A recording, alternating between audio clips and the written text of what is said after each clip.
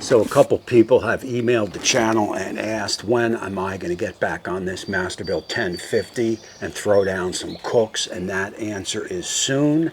I can tell you, as I told them, I had a bad board, a bad control panel. Masterbuilt sent me out another one, and I just got to get that installed. So just going to need a little bit more time on that. But look, man, I am happy to bring you this show today. This is probably the last mod I am going to do on the Masterbuilt, and I am real excited about it. So guys, my name is Tommy, and this is the Gallery Backyard Barbecue. If this is your first time here, please consider hitting that subscribe button and ringing that bell so you get notified every time the channel does a future upload. All right, guys, look, man, so as noted, this is probably the last mod I am going to do on my 1050, my jacked up 1050 that is. If you've not seen my mod video for this 1050, I'll throw it up top there. You could check that out.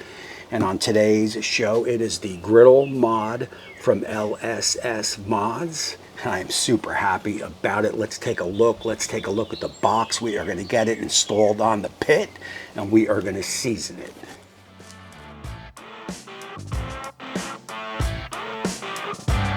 So in the full kit, you're going to get, of course, written directions. You will also get the shroud that is going to fit over your heat assembly and force the air up to the griddle. And of course, 2 heavy griddles. All right, guys, look, man, let's get over to the pit. Let's get all this installed here. We'll fire up the pit, and we will get this pre-seasoned. So your install on this 1050 griddle kit is fairly simple, right? You remove your 2 top grates. You want to grab that shroud, but look, you want to take caution here. If your heat assembly is mucked up or dirty, you definitely want to clean it. You do not want to force this shroud on. From there, what you want to do, beveled edges up on those griddle surfaces. You want to get your griddles in. And look, one of the cool things about this kit is you can actually order a single griddle with the shroud, and you can do something like that there, which, hey man, that is the best of both worlds.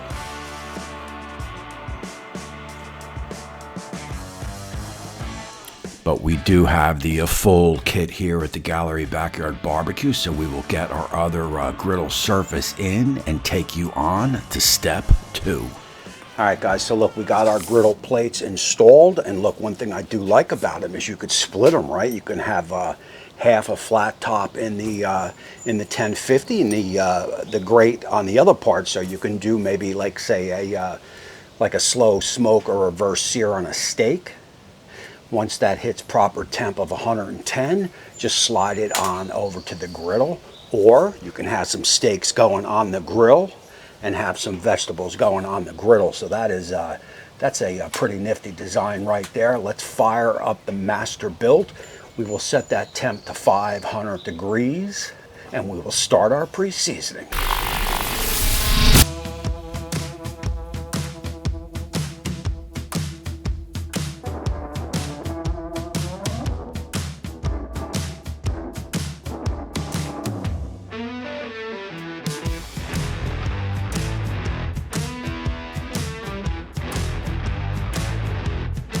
All right, guys, look, so far I'm definitely digging this. And look, we've gone our 30 minutes at 500 degrees set on the pit. At this time, we're gonna go over, we're gonna treat this just as we would a Blackstone, right? This is kind of like rolled steel, the same as a Blackstone. So you're gonna wanna season this with oil. You're gonna wanna wipe it down. You're gonna wanna let it sit for 15 minutes.